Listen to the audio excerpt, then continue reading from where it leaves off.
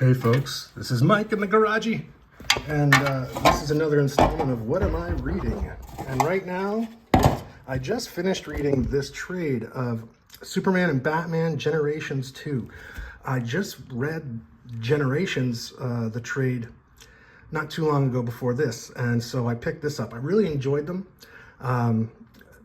Art and writing by John Byrne for all of the series. So Generations 2, and there's Generations 3 that I will be getting in the near future, and I will record a video about it then. So just to give you an overview real quick before I start flipping through the book and talking about the story. The idea is that John Byrne came up with this series, started with Generations, and then this is the sequel, and there's a third part. And it follows Superman and Batman and their family lines from the 1920s, from 1929 specifically in the first book, and follows the generations of their families, their children and stuff, as if the characters had aged at the same rate as readers over time. And so the first book has a bit of a surprise ending. It kind of jumps to the far future at the end to show you kind of the state of Superman and Batman in the far future. And then Generations 2 jumps back and kind of shows the events of the family lineage and people who inherit the names and mantles of Batman and the Superman family. And there's also a lot of DC characters in this too, and like alternate historical versions of the Flash and other characters. And this is kind of like what I always wanted from DC Comics. This is what I enjoyed about DC Comics. Growing up, DC Comics used to have legacy characters, like the Flash was a great example, you know? I lived through the time where Barry Allen was the Flash, and then he died, and Wally West, the Kid Flash, became the new Flash, and that was the standard for a couple decades, was Wally West was the Flash. And I really like that. I like watching characters progress and, you know, time pass and see how just because someone's a superhero doesn't mean they can't be affected by the course of time and things like legacy and just, to me, that's what I really liked about DC Comics. And I feel like they lost that. At some point, there was too much fan pressure on one way or the other, and they started bringing everybody back. I really would have liked if they had kept Hal Jordan as Parallax. You know, but, you know, he's the main Lantern again now. You know, they brought back Barry Allen, they brought, you know, so I get why they do it from a commercial standpoint, but from a storytelling and characterization standpoint, stuff like this is much more interesting to me and compelling. So that doesn't mean I think it's the most excellently written story. I enjoy it, and I don't knock John Byrne's work at all. And I only recently, in the last few years, found out that he was a fellow Canadian. I had no idea. But this is kind of what I wish comics were. And that doesn't mean it has to be super realistic or super dark or anything like that. Just, I find this more fun and interesting. So I'm going to just flip through it. If you're familiar with Byrne's artwork, it's great. And yes, many other DC characters play roles in this as well. There's Alan Scott, the original Green Lantern. And in this timeline, he had to come back out of retirement. So he's an elderly Green Lantern because Hal Jordan actually refused the ring in this storyline. I won't give away too much, but that blonde lady next to you, that is the Wonder Woman of this timeline, who is the daughter of the original Wonder Woman.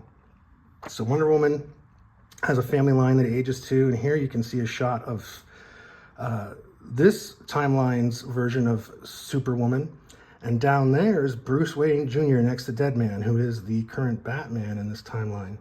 So it's very interesting. It's a very compelling storyline. You follow the drama and the connection between these families, how their children become friends and have superpowers, how their villains are different, and it's just it's really interesting comparing. Like Abin Sur is there because Hal Jordan isn't Green Lantern, but he does play a role in the story. And so we've got all kinds of alternate versions of history, and it's written as if characters age normally, and that is a middle-aged Jimmy Olsen.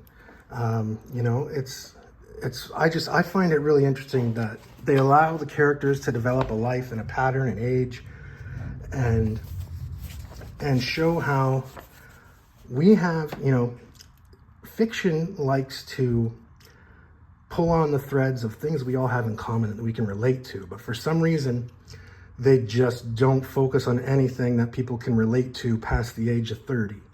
And I feel like that is a mistake. And this is something that, like, I enjoy this style of storytelling. To me, you can talk about campiness and hokiness and, you know, how the 60s Adam West Batman is so corny sometimes. But I find having the characters be the same age for eternity and never developing should be way more corny about comics than some of the other stuff. So in this case, you know, this is a villain called Hyena who was inspired by all the classic elderly dead Batman villains to be a new Batman villain.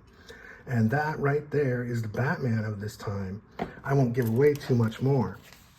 But this book takes us all the way through, it goes back to the 40s again, but it works its way all the way up to 2019. So it follows that family, the Wayne family, the Kent family, and the lineage or legacy of the Flash, Green Lantern, Green Arrow, Cyborg's in there. There's a couple other characters that are new for the story, but really enjoy it. I really love Byrne's line work. I always have. It might have something to do with the fact that I'm pretty sure he might have been one of the first artists that I ever enjoyed comic books as when I was a kid in the 80s. I just find that he does a really good job of using minimal lines to make really detailed expression. Like, look at this shot of Lana Lang. Okay, like, there isn't a lot of detail in there, but you recognize it as Lana. You recognize it as Lana as a slightly older version of the character than you're used to.